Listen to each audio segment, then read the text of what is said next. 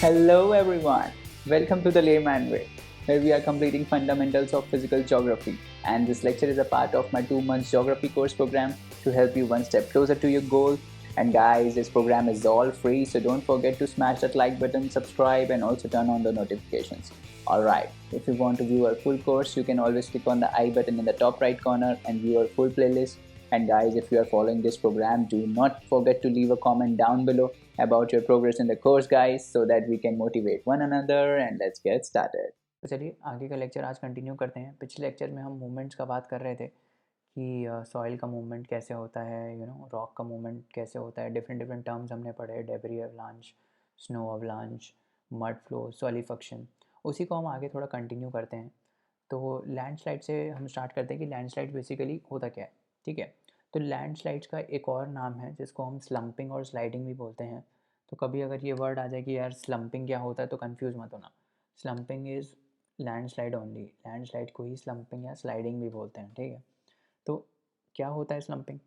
स्लम्पिंग में क्या होता है, रॉक का जो मटेरियल है, इस टाइप से जो रॉक होते हैं, रॉक के जो पार्ट्स होते हैं वो बेसिकली नीचे आते हैं। ठीक है, अब इसमें एक चीज़ ये है कि जब रॉक नीचे आते हैं ना, मान लो ये रॉक है, मान लो ये रॉक का पीस है, जब वो नीचे आ रहा होता है तो ये रोटेशन होके आ रहा होता है। ठीक है, और ये जो रोटेशन होता है ना वो बैकवर्ड रोटेशन होता है, मतलब इस टाइप से ऐसे करके नीचे आ रहा होता है।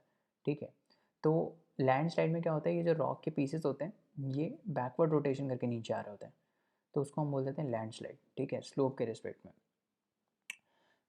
पिछली लेक्चर में मैंने समझाया था कि लैंडस्लाइड बेसिकली कब होता है, जब आप खूब सारे रॉक के पीसेस नीचे आते हैं और वाटर जो होता है कभी कभार एज ए लुब्रिकेंट एक्ट करता है। ठीक है, तो लुब्रिकेशन जब हो जाता है तो ये पूरा पूरा नीचे आ जाता है। जैसे ये देखो, ये पूरा का पूरा जो है वो नीचे आ गया, तो दिस इज़ अ लैंडस्लाइड। ठीक है, अब सेम चीज़ होता है डेब्री स्लाइड में भी। डेब्री स्लाइड क्या होता है, डिफरेंट डिफरेंट टर्म्स हैं, कंफ्यूज करने के लिए लिखे रहते हैं। ठीक है, डेब्री स्लाइड क्या होता है, इसमें भी सेम होता है, रॉक के पीसेस ही नीचे आते हैं और रोल होके ही आते हैं, बट बैकवर्ड रोटेशन नहीं होता। तो ये ऐसे रोटेट नहीं करते हैं डेब्री स्लाइड में, ये नॉर्मल स्लाइडिंग होती है। स्लाइड में क्या होता है, स्लाइड में रोल मतलब बैकवर्ड रोटेशन नहीं होता, बस इतना ध्यान रखो। रैपिड रोलिंग और sliding of earth debris without backward rotation. तो अगर बैकवर्ड रोटेशन हो रहा है तो उसको हम बोलेंगे लैंड स्लाइड, और बैकवर्ड रोटेशन नहीं हो रहा है तो उसको हम बोलेंगे डेब्री स्लाइड। ठीक है, और अगर जैसे लैंड स्लाइड में क्या है कि डिफरेंट डिफरेंट रॉक मासेस जो थे, बड़े बड़े rock masses different different club होकर पूरा का पूरा नीचे आ रहे थे। ठीक है, अब अगर यही चीज़ अगर सिंगल रॉक नीचे आएगा तो उसको हम बोल देंगे रॉक स्लाइडिंग। ठीक है, उसको हम बोलेंगे रॉक स्लाइड। बस और कुछ इसमें दिमाग लगाने की ज़रूरत नहीं है। जहाँ दिमाग लगाना है वो ये वाली स्लाइड है। अब इसमें क्या है कि देखो, अब ये दो चीज़, इसमें दो कंसेप्ट हैं और वो दोनों ही अच्छे कंसेप्ट हैं। दो, ये क्या बोल रहा है कि हिमालयाज़ जो होते हैं, ठीक है, हिमालयाज़ हमको पता है कि जो हिमालयाज़ थे, जो हिमालयाज़ हैं हमारे, ठीक है, ये टेक्टोनिक अनस्टेबल है, क्योंकि ये जो है प्लेट इंडियन प्लेट है और यहाँ पे यूरेशियन प्लेट है, वो आपस में टकराती रहती हैं, और जब भी टकराती हैं तो एनर्जी रिलीज़ होती है, और उस वजह से यहाँ पे अर्थक्वेक्स बहुत आते हैं ये वाले रीजन में, है ना। ये जो हिमालय वाला हिमालयन बेल्ट है, वहाँ पे बहुत ज़्यादा अर्थक्वेक इसलिए आते हैं क्योंकि वो टेक्टोनिक जो है वो टेक्टोनिक अनस्टेबल है।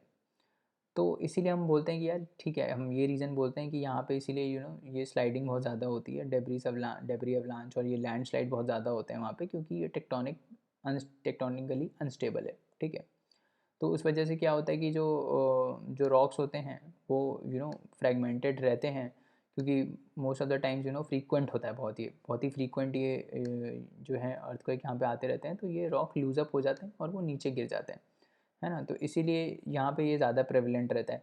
हमने कहा कि ठीक है यार, यहाँ पे स्लोप्स भी स्टीप रहते हैं, है ना, और ये सब भी होता रहता है, अर्थक्वेक भी आते रहते हैं, तो इसीलिए ये यहाँ पे ज़्यादा फ्रीक्वेंट है। बट फिर हमने एक दूसरा क्वेश्चन ये पूछा कि यार ये जो वेस्टर्न घाट्स हैं यहाँ पे भी बहुत आते हैं, यहाँ पे भी जो है लैंडस्लाइड और डेब्री अवलांच होते हैं, बट हमें जहाँ तक हमें ये मालूम है कि ये इससे ज़्यादा टेक्टोनिकली स्टेबल है, मतलब यहाँ पे टेक्टोनिक एक्टिविटी इतनी नहीं होती क्योंकि यहाँ पे प्लेट्स नहीं टकरा रही हैं, है ना। यहाँ पे कंटिन्यूस प्लेट का टकराना हो रहा है, बट यहाँ पे नहीं हो रहा है ना। तो फिर अब जोग्राफर बोले कि यार अगर ये रीज़न है आपका इधर कि टेक्टोनिक जो है वो प्लेट टकरा रही हैं और अर्थक्वेक आ रहे हैं, है ना, उस वजह से अगर ये हो रहा है तो यहाँ पे तो नहीं होना चाहिए था, क्योंकि वेस्टर्न घाट्स में तो ये स्टेबल है। टेक्टोनिक स्टेबिलिटी है। तो उसका क्या रीज़न है? तो उसका ये रीज़न है कि आप देखोगे कि जो वेस्टर्न घाट्स हैं ना हमारे, वो कैसे बने, वो अपलिफ्टमेंट ऑफ लैंड से बने। तो अगर मैं ये वेस्टर्न घाट है और ये अगर ईस्टर्न घाट है, ठीक है, इनको अगर मैं कंपेयर करूँ तो आपको क्या है ना, एक ऐसे ग्रेडियंट देखने को मिलेगा। अभी जब हम थोड़ा आगे पढ़ेंगे ना, हम देखेंगे उसमें जब रिवर्स जो फ्लो करती हैं, आपने देखा होगा मोस्टली जो रिवर्स फ्लो करती हैं वो वेस्टर्न घाट से ईस्टर्न घाट फ्लो करती हैं। कृष्णा हो गया, गोदावरी हो गया, है ना, कावेरी हो गया, वाइगा रिवर हो गया, और बहुत ही कम ऐसी रिवर हैं जो इधर फ्लो करती हैं, ठीक है, जो बहुत ही कम है, जैसे नर्मदा है, तापी है, ठीक है। तो ये सब ईस्ट टू वेस्ट फ्लो करती हैं, है ना। बाकी मोस्ट ऑफ द रिवर्स जो हैं वो वेस्टर्न घाट से ईस्टर्न घाट से ही जाती हैं, क्योंकि ये स्लोप है यहाँ से यहाँ, मतलब वेस्टर्न घाट्स इस टाइप के, ये अगर वेस्टर्न घाट है तो ये हमारे ईस्टर्न घाट है, क्योंकि ये अपलिफ्टमेंट ऑफ लैंड से बना है, और ये जो है वो सबमर्जेंस ऑफ लैंड से बना है, ईस्टर्न घाट्स, ठीक है। तो क्या होता है इसमें कि ये जो वेस्टर्न घाट्स है ना, इनके स्लोप जो है वो बहुत ही स्टीप है, बहुत ही स्टीप है, मतलब कि इस टाइप का है, देखो इस टाइप का स्लोप है ये वेस्टर्न घाट्स का, बहुत ही स्टीप है। तो बहुत ही स्टीप स्लोप होने से क्या होता है कि ग्रेविटी का फोर्स जो होता है वो बहुत ज़्यादा लगता है, ठीक है। और ग्रेविटी का फोर्स बहुत ज़्यादा लगने से, और आपको ये पता है कि ये जो वेस्टर्न घाट्स का रीजन है, यहाँ पे बहुत ज़्यादा बारिश होती है ना, कोस्टल रीजन है, इसीलिए बहुत ज़्यादा बारिश होती है। तो एक तो पानी एज ए लुब्रिकेंट एक्ट करता है, ऊपर से स्टीप स्लोप भी हैं, तो इसीलिए यहाँ पे यू नो ये जो डेब्री अवलांच है और अपना लैंडस्लाइड्स हैं, ये इसीलिए यहाँ पे भी बहुत ज़्यादा होती हैं, ठीक है। तो ये रीज़न है इसका। तो कोई अगर रीज़न आपसे पूछे कि यार वेस्टर्न घाट्स में क्यों होती है, तो आप क्या बोलोगे? क्योंकि यहाँ पे स्लोप्स बहुत ही स्टीप हैं, बारिश बहुत ज़्यादा होती है, तो ये वाटर लुब्रिकेंट एक्ट करता है, ठीक है। और उस वजह से ये नीचे आता है। अब एक एक और बात है, एक और बात देखोगे आप, ये वेस्टर्न घाट जो है, यहाँ पे बारिश तो बहुत ज़्यादा पड़ती ही है, ठीक है, और साथ में सनलाइट भी बहुत ज़्यादा आती है। तो रेपिटेटिव, हमने देखा था ना कि वेदरिंग कैसे होती है रॉक की, रेपिटेटिव वेटिंग एंड ड्राइंग से होती है, तो यहाँ पे वही प्रोसेस हो रहा होता है, रेपिटेटिव वेटिंग एंड ड्राइंग होती है वेस्टर्न घाट्स में, जिसकी वजह से जो रॉक्स हैं वो डिसइंटीग्रेट बहुत ईजिली होने लगते हैं, और फिर जब और स्टीपर स्लोप की वजह से फिर ग्रेविटी लग जाती है, तो इस वजह से वो नीचे आने लगते हैं, ठीक है। तो ये रीज़न है उसका। तो दो रीज़न है, क्या, टेम्परेचर चेंज की वजह से रॉक डिसइंटीग्रेट करते हैं, क्योंकि रेनफॉल और सनलाइट बहुत ज़्यादा रहती है, ठीक है, रेपिटेटिव वेटिंग एंड ड्राइंग होती है, तो रॉक्स बहुत ही ईजिली डिसइंटीग्रेट कर देते हैं, और फिर स्लोप्स बहुत ही स्टीप रहती हैं, तो ग्रेविटी बहुत ज़्यादा लगती है, उसी वजह से ये रॉक्स डिसइंटीग्रेट करके नीचे आ जाते हैं, राइट। तो ये कंसेप्ट है। अब हमने इरोजन तो बचपन से देखते आ रहे हैं कि इरोजन क्या होता है, वियरिंग डाउन ऑफ लैंडस्केप, ठीक है। तो हमने देखा ही था कि भाई माउंटेन्स हैं, ठीक है, तो उसको ये जब विंड वाटर और ये एजेंट्स जो हैं वो उसको वियर डाउन कर देते हैं, तो उसको हम, उस प्रोसेस को हम बोलते हैं इरोजन, ठीक है। और ये इरोजन कितना हो रहा है, ये डिपेंड करता है कि ये हवा कितनी तेज़ चल रही है, या रिवर कितनी तेज़ी से फ़्लो कर रही है। जितनी ज़्यादा तेज़ी से फ़्लो करेगी उतना ज़्यादा ये वियर करेगी, है ना। तो यही है, amount of wearing depends on the kinetic energy of these agents, कितनी तेज़ फ़्लो कर रही है ये सब जो चीज़ें हैं, विंड, वाटर और ग्लेशियर, ये कितनी तेज़ी से फ़्लो कर रहे हैं, दैट डिटरमाइंस कि इरोजन कितना हो रहा है, ठीक है।